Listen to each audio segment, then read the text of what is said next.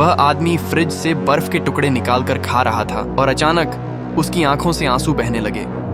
उसने पुराने बिस्कुटों से फफूंदी खुरची, उन पर थोड़ा कैवियार लगाया और खा लिया।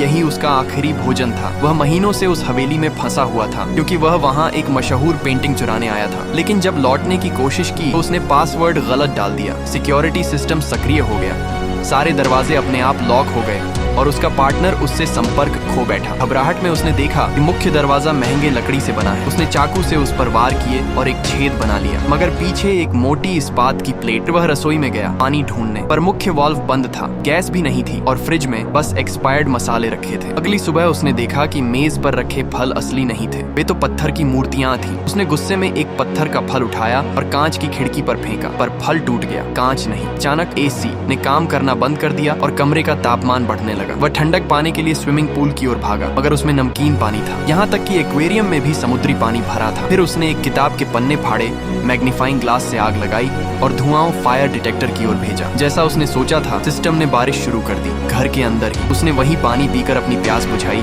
लेकिन उस बारिश ने सारे इलेक्ट्रॉनिक्स खराब कर दिए। फिर भी उसके अंदर उम्मीद बाकी थी। उसने फर्नीचर घसीटे और एक अस्थायी सीढ़ी बना ली। उसने एक कीमती फूलदान तोड़ा और उसके टुकड़े अपनी आंखों की सुरक्षा के लिए इस्तेमाल किए। धीरे धीरे वह ऊपर चढ़ा और छत का किनारा तोड़ने की कोशिश की, पर वहां सीमेंट से जड़े मजबूत पेंच लगे थे। उसने लकड़ी के औजार बनाए और एक एक कर पेंच खोलने लगा। भूख लगने पर एक्वेरियम से मछलियां पकड़कर खाता। कई दिनों बाद जब उसने आखिरी पेंच खोला तो बाहर की रोशनी उसके चेहरे पर पड़ी। वह बाहर निकलने से पहले दीवार पर एक संदेश लिख गया, इस नर्क से मैं बच गया हूँ, लेकिन अपनी आजादी की कीमत मैं कभी नहीं भूलूंगा। और फिर वह सीढ़ी चढ़कर उस कैद से आजाद हो गया।